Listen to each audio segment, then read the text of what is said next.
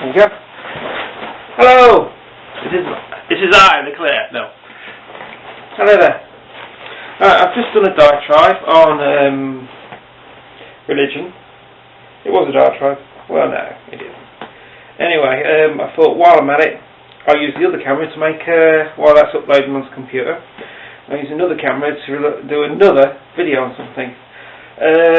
Politics. What do you reckon? Shall I do politics? Is politics a good idea? What shall I do? Politics? What do you think? Anyway, stroke the kitty. Yeah, so I've just done a video on religion, and I thought politics would be a good one.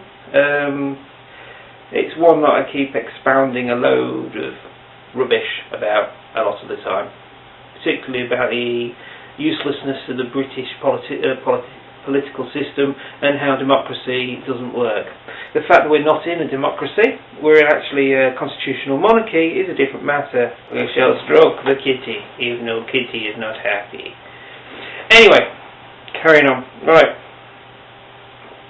Probably mentioned this before. I seem to be a communistic anarchist or monarchist, depending on what my mood is of that day. My cat's run off, so I can't be evil. Anyway, I can see how democracy works. I also see its failures, and I do believe that there is no alternative to the democratic process. Unfortunately, you then have to put up with the failures of the democratic process, particularly in the UK. I think you have the same issue in the US as well, where there's so much political manoeuvring, it gets in the way of actually running the country.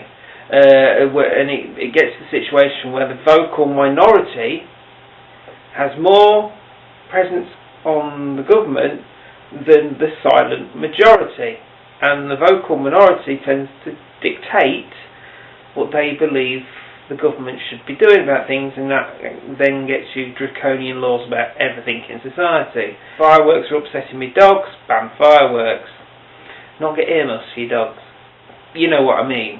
You know, rather than one cut and straight law in order to control society. Society shouldn't be controlled. If you look at my video on religion, society shouldn't be controlled, it should be nurtured. And there's a difference. You allow it to grow through its own mistakes. Otherwise, you take a step backwards and you get all sorts of issues. Anyway, if you want to look at democracy in the UK, which is the one I'm familiar with, it's a very, very strange world we live in. All the parties seem to hold a centre ground, and if you go too far right, you get called a racist. If you go too far left, you get called a communist. Or actually, you get called a socialist.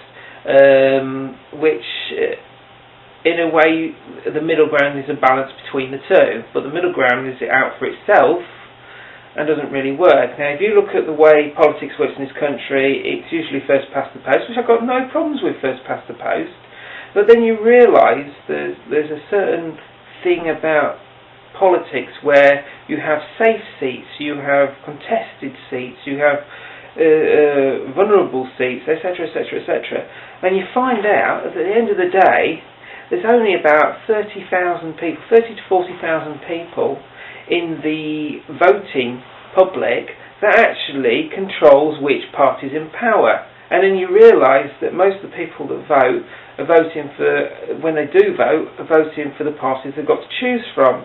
Well, a seat that I used to live in, you had a choice of Conservative, Conservative, Conservative and Conservative. There were no Labour, there were no independent parties, there were no other parties to choose from. You only had a choice of Conservative. So you called, because no other party contested the seat because they thought it was a Conservative seat. That's not right. That's not right. It's only when you get marginal seats like the one I live in at the moment that your voice gets heard. If you want your voice to be heard, if you want things to change for the better or for the way you perceive to be better, move, and I mean everybody, move to an area that's what you call a marginal seat. Then your views will be heard. Otherwise, it will be ignored. And party policy then comes into his mind, and you end up with the Tories in power. I hate the Tories. I think they are disastrous for this country and should be removed. They're awful for the people. And then you get Lib Dems. That you've got basically this country got a party got into power with 30% of the vote. It got into power because somebody made a deal behind the scenes to give them the other 30% of the vote they needed to have an overall majority.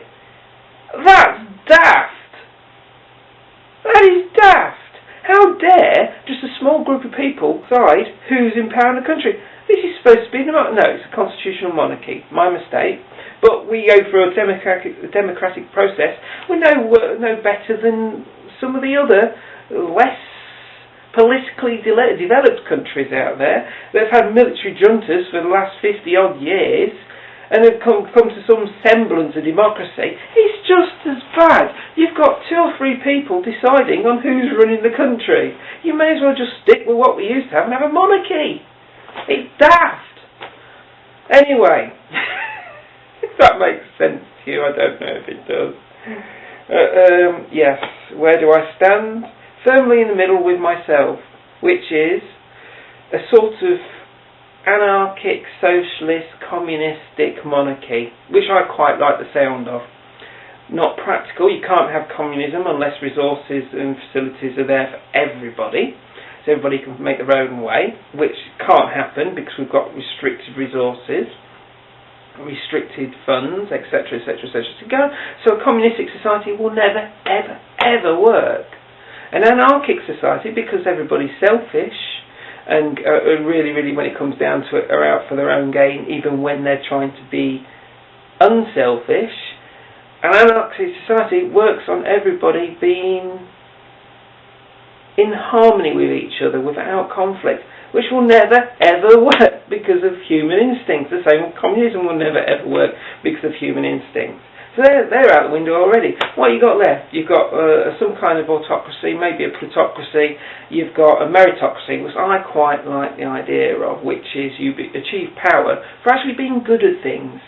Not because you can manoeuvre politically here and there. No, you're good at things, therefore, you're good at this, you do that job. No ifs and buts, no voting, no messing about. You're good at the job you do. You want somebody that's boring in power. You don't want a figurehead in power. If you want a figurehead, we've got a monarch. Let's have that. I quite like our monarch. Let's keep that. Now, what you want is somebody that's dull and boring, but can do the sodding job. And unfortunately, people will vote for personalities. I like him. I don't know what his policy is, but I like it, so I'm going to vote for him. Yeah, that's daft. That's why you get Barack Obama in power and he comes up with some stupid shit. Excuse my language. He comes up with some stupid stuff.